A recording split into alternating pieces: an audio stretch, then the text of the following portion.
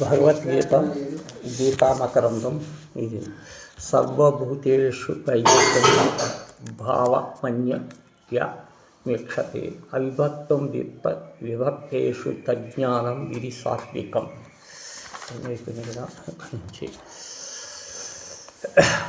ఏకమైనది, అవ్యమైనది, అవిభక్తమైనది ప్రపంచ వస్తువులకు ఆత్మకు భేదమునకు తెలుపబడుచున్నది. ప్రపంచ వస్తువులు అనేకములైనవి, నాశనవంతములు, విభాగములతో కూడినది. ఆత్మద్వయము ఏకమైనది, నాశనరహితమైనది, అవిభక్తమైనది. సంగీత జ్ఞానము, సాహిత్య జ్ఞానము, రాజకీయ జ్ఞానము కలదు. ఈ జ్ఞానము మనుజుడు అనేకత్వములు, ఏకత్వము, మృత్యువు, అమృతత్వము, విభాగము, అవిభాగము కాంచనిది శ్రేష్టమైనది. అది సాత్వికమైనది భగవానుడు తెలిపాను. అది ఆత్మ ఆధ్యాత్మ విద్య. ఉత్తమ జ్ఞానము బడిసి ధన్యులు ఎదురుగాక.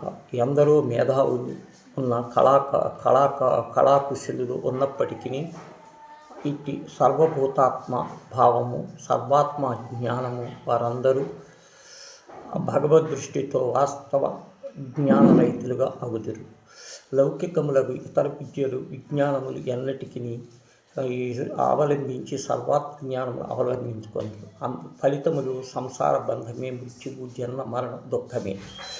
మృత్యోస్య మాప్నోతి ఇహానావితి పశ్యతి. ప్రపంచములో ఏ ప్రాణికి చూచినప్పటికీ గుణములపై దృష్టి ఎందు లోనకల ఆత్మపైనే దృష్టి ఉంచబడి, దేహదృష్టి మాత్రము కలిగి ఉండువారు అధములు, మనోదృష్టి కలిగి ఉండువారు ప్రాణి చాచి ఉన్నారు.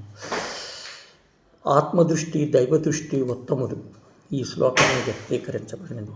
సాత్విక జ్ఞానం యొక్క లక్షణములు ఇవి. ఏ జ్ఞానమును మనుజుడు వేరువేరుగా నొనతో సమస్త ప్రాణములను ఏకమై నాశనరహితమైన అవిభక్తమైనదో ఆత్మ వస్తువులు వీక్షింపగల అది ఏ సాత్విక జ్ఞానం. భగవంతుడు ఎచ్చటగలడు, సమస్త చరాచర ప్రాణికోటి ఎందుగలడు. ఆత్మ యొక్క స్వరూపం ఏమిటి? ఏకమైనది, నాశనరహితమైనది, అవిభక్తమైనది. ఈ ప్రపంచములో అనేకత్వము సత్యమా? కాదు, ఏకత్వమే సత్యమైనది.